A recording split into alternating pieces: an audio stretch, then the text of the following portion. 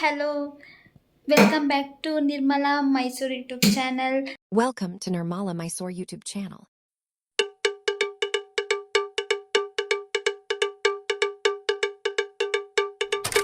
ಮುಂದೆ ಏನು ರೆಸಿಪಿ ತೋರಿಸ್ತೀನಿ ಅಂತ ಹೇಳಿದ್ರೆ ಎಗ್ ಸಾಂಬಾರ್ದು ರೆಸಿಪಿ ತೋರಿಸ್ತೀನಿ. ಹೇಗೆಲ್ಲ ಮಾಡ್ತೀವಿ, ಹೇಗೆ ಮಾಡ್ಬೋದು, ಎಗ್ ಸಾಂಬಾರು ಮಾಡುವ ವಿಧಾನ ಕರೆಕ್ಟಾಗಿ ತೋರಿಸ್ತೀನಿ ಗೈಸ್. ನೋಡಿ ಬನ್ನಿ. ಮೊಟ್ಟೆ ಸಾಂಬಾರಿಗೆ ಬೇಕಾಗುವ ಸಾಮಗ್ರಿಗಳು ನೋಡಿ.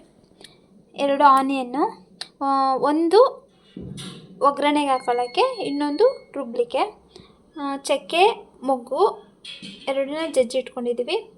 ಹಾಗೆ ಬೆಳ್ಳುಳ್ಳಿ ಜಜ್ಜಿಟ್ಕೊಂಡಿದ್ದೀವಿ. ಹಾಗೆ ಕೊಬ್ಬರಿ ತುರಿದಿಟ್ಕೊಂಡಿದ್ದೀವಿ. ಹಾಗೆ ಕಡಲೆ ಸ್ವಲ್ಪ, ಹಾಗೆ ಕೊತ್ತಂಬರಿ, ಪುದೀನ, ಹಾಗೆ ಟೊಮೊಟೊ. ಈಗ ನಾವು ಜಾರಿಗೆ ಹಾಕ್ಕೊಂಡು ಟೊಮೊಟೊ ಫುಲ್ಲಾಗಿ, ಪುದೀನ, ಕೊತ್ತಂಬರಿ, ಸ್ವಲ್ಪ ನೀರು,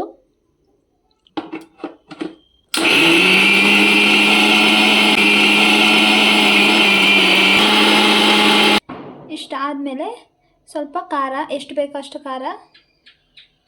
ನಾವು ಖಾರ ಜಾಸ್ತಿ ತಿನ್ನೋದ್ರಿಂದ ನಾವು ಸ್ವಲ್ಪ ಖಾರ ಜಾಸ್ತಿ ಹಾಕ್ಕೊತೀವಿ.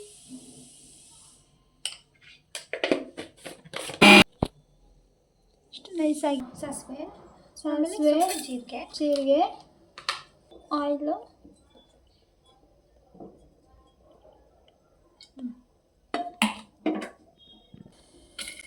ಈಗ ಹಸಿಮೆಣಸಿನ್ಕಾಯಿ, ಹಾಗೆ ಈರುಳ್ಳಿ,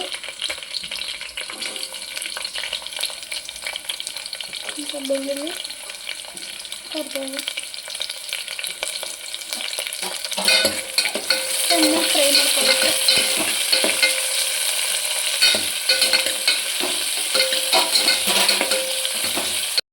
ಈಗ ಬ್ರೌನ್ ಕಲರ್ ಆಗಿದೆ.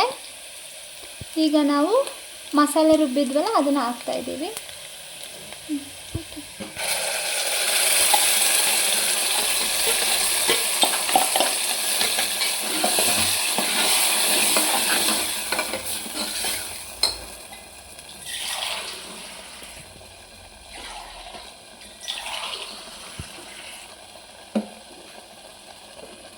ಸ್ವಲ್ಪ ಅದೇ ಜಾರಲ್ಲಿ ಸ್ವಲ್ಪ ನೀರು ಹಾಕಿ ಚೆನ್ನಾಗಿ ಹಾಕ್ತಾಯಿದ್ದೀವಿ. ಈಗ ರುಚಿಗೆ ತಕ್ಕಷ್ಟು ಉಪ್ಪು ಹಾಕಿ,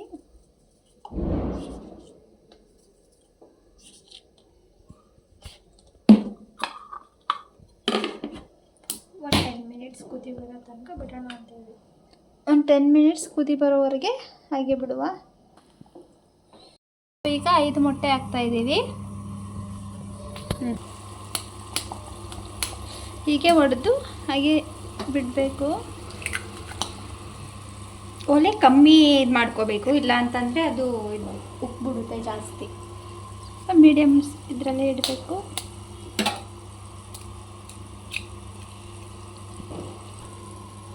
ಇವಾಗ ಹಾಕಿದ್ದೀವಿ, ಕಮ್ಮಿ ಇದು ಒಲೆ ಇಟ್ಕೋಬೇಕು, ಇಲ್ಲ ಅಂತಂದರೆ ಅದು ಫುಲ್ಲು ಉಕ್ಬಿಟ್ಟೆಲ್ಲ ಸಾಂಬಾರೆಲ್ಲ ಚೆಲ್ಲೋಗ್ಬಿಡುತ್ತೆ. ಅದಕ್ಕೆ ಮಿಕ್ಸ್ ಕೂಡ ಮಾಡಬಾರ್ದು, ಹೀಗೆ ಬಿಟ್ಬಿಡ್ಬೇಕು. ಇದಾಗಿತ್ತು ಇವತ್ತಿನ ರೆಸಿಪಿ.